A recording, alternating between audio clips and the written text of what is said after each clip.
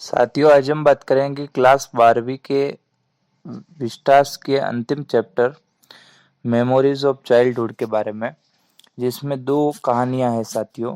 एक जीत कलासा और एक है बमा। बमा जिनका कि प्रसिद्ध डायलॉग है, या उस बुक का ही नाम है, we too are human beings, हम भी इंसान है। इसमें दो कहानियां हैं साथियों।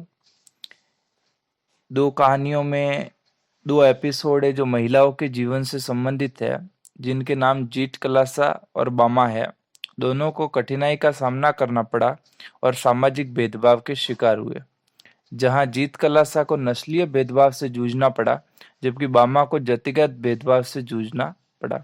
वापस रिपीट करता हूं साथियों, जीत कलासा को नस्लीय भेदभाव से जूझना पड़ा, जबकि बामा को जातिगत भेदभाव से जूझना पड़ा। नस्लीय भेदभाव एक ऐसा भेदभाव जिसमें कि एक इंसान अपनी नस्ल को ऊंचा मानता है, अपनी नस्ल को अच्छा मानता है, जबकि दूसरी नस्ल को खराब मानता है। जैसा कि आप अंग्रेज और अफ्रीकन अंग्रेज और अफ्रीकन के बीच में जो डिस्क्रिमिनेशन था, उससे समझ सकते हैं साथियों। ये रंग के आधार पे हो सकता है, और भी किन्हीं कारकों के आधार पे हो सकता है, बुद्धि के आधार पे हो सकता है साथियों। तो इसमें दोनों भागों में लेखिकाएं है जो अपने बचपन के बारे में बताती है। ये दोनों कहती है कि कैसे महिलाएं अपने उत्पीड़न से गुजरती है। अच्छा, दोनों ही कथाकारों ने अपने अपने तरीके से विरोध किया। जीत कलासा और बामा युवा लड़कियां थी, लेकिन इतनी भी युवा नहीं थी कि वो मुख्य धारा की संस्कृति की बुराइयों से जो है वो परिचित न हो सके। वे अपने कड़वे बचपन के अनुभव के कारण विद्रोही हो गई। इसे कहती साथियों, ये है summary of memories of childhood, यानी कि मेमोरीज ऑफ चाइल्डहुड है, मतलब चैप्टर का नाम है पूरा। उसमें दो है पार्ट है, जिसमें मैं पहला पार्ट आपसे डिस्कस करता हूं साथियों, the cutting of my long hair. पहला भाग सिमंस के खाते की खोज करता है। सिमंस एक अमेरिकी भारतीय थे जो अमेरिकी भारतीयों के प्रति सामाजिक भेदभाव के खिलाफ थे। एक आदमी है सिमंस। वह कार्लिस के इंडियन स्कूल में अपने पहले दिन के अनुभव पर प्रकाश डालती है। जीत कला का पहला दिन स्कूल में खराब और अप्रिय है। जगह के रीति रिवाज उसके लिए नए और अजीब थे। इसके अलावा उस पर ऐसे कपड़े पहनने का दबाव था जो उसकी संस्कृति में प्रतिष्ठित नहीं थे या सम्माननीय नहीं थे। वह नाश्ते की मेज पर नियमों को नहीं समझती है। नतीजतन वह कई गलतियां करती है।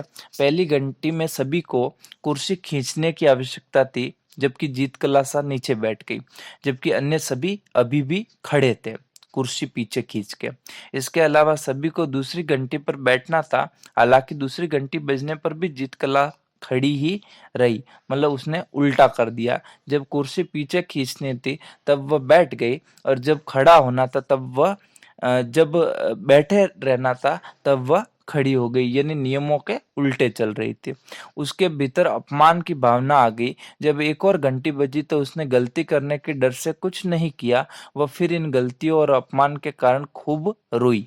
वह घबराते हुए चेहरे वाली वह घबराए हुए वह घबराए हुए अपने कमरे में चली जाती है। एक महिला है साथियों यहाँ पे, जिसका जिक्र किया है, एक टीचर, लेडी टीचर, जो कि बहुत ही ज्यादा गुस्से वाली है, और उसका जो चेहरा है वो क्रोध से भरा हुआ है। उसके दोस्त जुडविन जुडविन उसकी सहेली है साथियों, जीत कलासा की, ने उससे उसके बाल काटने की बात की। उसे बताया कि टीचर्स लोग ये बातें कर रहे थे कि जिसके बड़े बाल है उनको काट दिया जाएगा। जबकि उसकी संस्कृति में उसकी माँ ने एक कहानी सुनाई थी साथियों, कि जब पुराने समय में राजा महाराजा एक दूसरे से हार जाते थे, यानी कि एक राजा दूसरे राजा से हार जाता था, तो जो जीता हुआ राजा होता था वो हारे हुए राजा के बाल काट देता था। यानी कि बाल काटना जो है वो अपमान का सूचक होता था, या शोक का सूचक होता था।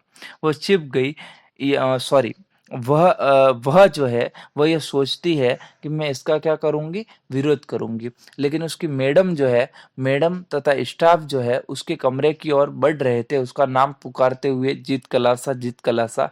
जुड़वीन जो उसकी सहेली है वो भी उसका विरोध कर रही थी, सॉरी, वो भी उसे पुकार रही थी कि वो कहाँ है। जब वे कमरे में घुसे तब उन्हें पता चलता है, वे जब कमरे में घुसे, इससे पहले कि थोड़ी कहानी में पीछे ले चलूं, तो जो जीत कलासा थी वो कमरे में बेड के नीचे छुप गई थी, जिससे वो किसी के हाथ ना आ सके। इस तरह से क्या पता क्या हुआ उस मैडम को, और उसने अपने बेड के नीचे देखा, और बेड के नीचे क्या थी, जीत कलासा मौजूद थी, और उसे बाहर निकला गया। लेकिन उसने इसका खूब विरोध किया, इसने क्रूरता से इस चीज का विरोध इसने उसने इस क्रूरता का खूब विरोध किया कि उसके लंबे बाल न कट सके। लेकिन उसके साथ में 3 और लड़कियां थी जो अलग अलग देश से थी, उनके भी जो बाल है वो इसी तरह से काटे गए। उसने क्या कहते हैं, उसने हाथ पैर मारे, उसने बहुत ज्यादा प्रयास किया, लेकिन कुछ भी ना हो सका। कहानी खत्म होती है यहीं पे साथियों। दूसरी कहानी है बम्मा की, we too are human beings, हम भी इंसान हैं। कहानी जो है वो एक तमिल ईसाई दलित कह सकते हैं साथियों, कारुक की आत्मकथा का एक हिस्सा है। कारुकू कारुकू जो कि एक ऑटोबायोग्राफी है बमा की, उसी का हिस्सा है बामा, जो कि एक मासूम बच्ची है जो गांव में अपना बचपन बिता रही थी। वह घर वापस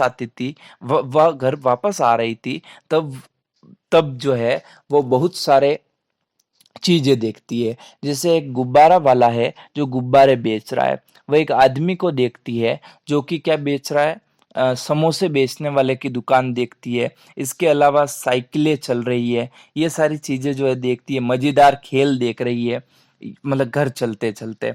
उसकी मासूमियत तब खो गई जब उसे पता चलता है कि भाई एक उसकी समाज का एक बुजुर्ग आदमी लकड़ी से एक जो पैकेट होता है, मान लीजिए मिठाई का पैकेट हो वगैरह, कुछ भी हो सकता है, थैली, वो दे रहा था किसी दूसरी समाज के व्यक्ति को। वो घर जाती है और अपने भाई को इस बारे में बताती है कि मैंने आज एक बहुत मजेदार किस्सा देखा। कि उसका भाई पूछता है कि क्या देखा तुमने, तब वो कहती है कि मैंने अपने एक बुजुर्ग, जो अपने सबसे बुजुर्ग चाचा जी है अपने समाज के, उनको देखा कि वो जो है एक लकड़ी थी उनके हाथ में, और लकड़ी से जो है वो एक वस्तु को दूसरे अंकल को दे रहे थे जो दूसरी समाज से है। तो उसका भाई कहता है कि ये हंसने की बात नहीं है, ये उसने वह है हैरान और महसूस करती थी कि ऐसा कैसे हो सकता है भैया। तो उसका भाई ने उसे समझाया कि वे नीची जाति के हैं। मान्यता यह थी कि अगर कोई नीची जाति का व्यक्ति के द्वारा छुआ गया, अच्छा, अगर कोई नीची जाति का व्यक्ति अगर किसी वस्तु को छू लेता है तो वो भोजन का पैकेट अशुद्ध हो जाएगा। उसका भाई अपनी जाति का निर्धारण करना चाहता था, क्योंकि वह उस गली के बारे में पूछता था जिसमें वह रहता था। इसका मतलब है वो ये बता रहा था कि भाई तुम्हें जो है इस बात पर हंसी नहीं आनी चाहिए। ये पुरानी रूढ़िवादी एक परंपरा है। जातिगत भेदभाव जो है हमें और हमारी समाज को झेलना पड़ता है। पल भर में जो बमा की जो खुशी है वो छिन जाती है, खुशी गायब हो जाती है, जो हंस रही थी हंसी गायब हो जाती है, और वो एकदम सीरियस हो जाती है, और उसका भाई और वो अपने भाई से पूछती है कि भैया इस सब से निकलने का रास्ता क्या है। तो उसका भाई उसे बताता है कि इस सब से निकलने का केवल एक रास्ता है, वो है शिक्षा, एजुकेशन। अगर आप पढ़ोगे, अगर आप पढ़ाई बहुत अच्छे से करोगे तो आप जो है समाज में एक अच्छा स्थान प्राप्त कर सकते हो, अन्यथा आपके साथ में इसी तरह का भेदभाव होता रहेगा। तो उस दिन के बाद में बम्मा ने बहुत ज्यादा पढ़ाई की, इतनी ज्यादा पढ़ाई की कि वो कक्षा में प्रथम आई, और 12वीं तक की कक्षा तक वह प्रथम रही। इसके पश्चात उन्होंने जो है वो इंग्लिश में जो है वो लिटरेचर से बीए एमए तक की पढ़ाई की, तथा वह दलित साहित्य पर भी उन्होंने बहुत कुछ लिखा, जिसमें से मैंने पहले ही बताया आपको कि कारुकू जो कि उनकी आत्मकथा है, उस का ही ये भी एक हिस्सा है। तो कहानी के बारे में अगर हम बात करें, तो यह जो कहानी है वो हमें क्या समझाती है? ये कहानी हमें समझाती है कि 2 सवालों के जवाब देती है। एक, नस्लीय भेदभाव जो जीत कलासा के साथ हुआ था, क्या उसका विरोध हमारी भारतीय लड़कियां नहीं कर सकती थी? कर सकती थी, लेकिन नहीं किया। जीत कलासा ने विरोध किया, और विरोध हर बुरी चीज का होना चाहिए। वहीं दूसरी ओर बमा जो है, वो पढ़ लिख कर एक अच्छी अच्छी सुप्रसिद्ध लेखिका बनती है, जो ये बताता है कि शिक्षा से आप अपने जीवन को जो है वो बदल सकते हैं साथियों। यहीं पर जो है अपनी कहानी जो है वो समाप्त होती है। कारुकू उनका उपन्यास था, बमा का तमिल उपन्यासकार है, ये आपको ध्यान रखना है साथियों। उनका जन्म मद्रास में रोमन कैथोलिक परिवार में हुआ था। उनके उपन्यास जातीय और लैंगिक भेदभाव पर आधारित है, किनके? बमा के। और ईसाई और हिंदुओं में प्रचलित है, और उनकी रचनाएं दलित नारीवाद को मूर्त रूप देती है और सबाल्टर्न महिला की आंतरिक शक्ति का जश्न मनाती है। तो ये जो है थे वो कुछ प्रश्न थे साथियों। आशा करता हूँ आपको अच्छे लगे होंगे। सॉरी, आशा करता हूँ आपको ये कहानी जो है वो अच्छी लगी होगी। धन्यवाद।